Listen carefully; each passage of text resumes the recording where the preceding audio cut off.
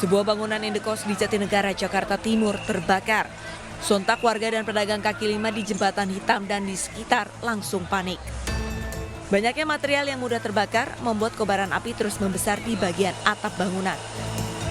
Petugas pemadam kebakaran yang tiba di lokasi langsung melokalisir area bangunan yang terbakar dan melakukan pemadaman. Kebakaran diduga akibat korsleting listrik dari salah satu kamar indekos.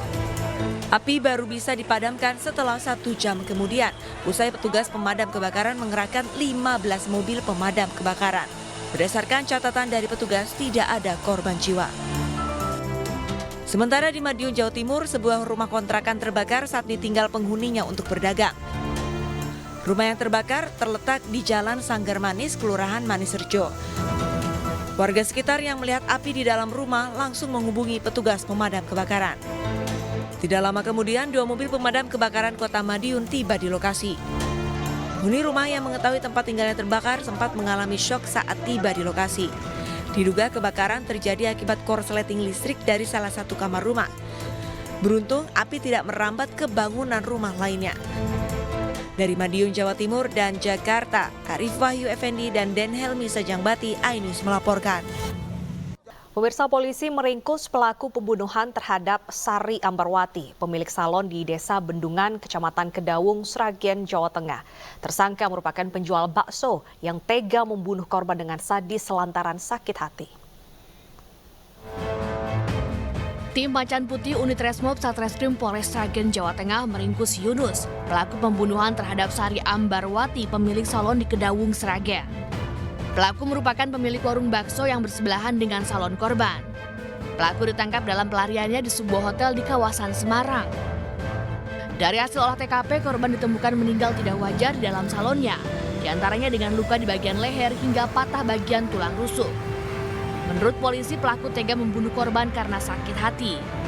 Korban diduga meminta pada pelanggannya untuk tidak membeli bakso di warung milik pelaku hingga menyebabkan dagangannya tidak laku.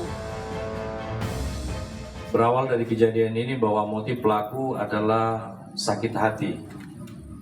Karena pelaku mendapatkan informasi dari pelanggan bahwa warung pelaku ini sepi dikarenakan korban menyampaikan kepada pelanggan untuk tidak membeli ke warung pelaku. Kalau mau beli makanan, cari warung yang lain. Dari sejak itu korban merasa sakit hati karena pelaku merasa sakit hati karena pelaku merasa tidak pernah berbuat sesuatu yang merugikan pada korban. Kenapa korban melakukan hal seperti itu? Terungkapnya kasus pembunuhan ini berawal dari kecurigaan polisi pada pelaku karena menemukan jejak kaki di tembok belakang milik korban. Saat ditangkap, sejumlah perhiasan milik korban juga ada pada pelaku. Atas perbuatannya, pelaku dijerat dengan pasal berlapis, yakni pasal 338 KUHP dan pasal 340 KUHP dengan ancaman hukuman mati atau penjara seumur hidup. Dari Sragen, Jawa Tengah, Jowo Piroso, iNews melaporkan. Pemirsa, seorang ayah di Kabupaten Ogan Komering Ulu Selatan, Sumatera Selatan tega memperkosa anak kandungnya sendiri. Bahkan korban yang masih duduk di bangku kelas 4 sekolah dasar ini diperkosa ayahnya berulang-ulang. S tidak melakukan perlawanan saat petugas kepolisian Resort Ogan Komering Ulu Selatan menangkapnya di lokasi tempat dia bekerja di Desa Bendi, Kecamatan Buairawan, Oku Selatan, Sumatera Selatan. Pria berusia 71 tahun ini diamankan petugas lantaran tega memperkosa anak kandungnya sendiri yang masih berusia 10 tahun. Pelaku melancarkan aksinya di saat kondisi rumah dalam keadaan sepi dengan cara mengikat korban dengan tali tameng agar korban tidak berontak. Tidak tahan dengan kelakuan bejat ayahnya, korban pun menceritakan peristiwa tersebut ke salah satu gurunya di sekolah. Dengan ditemani sang guru, korban pun langsung melaporkan peristiwa tersebut ke Mapolres Ogan Komering Ulu Selatan. Kampung ya. Melakukan pemerkosaan terhadap korban ini sudah berapa kali? Dari hasil BAP kami, waktu sidik itu sebanyak 3 kali.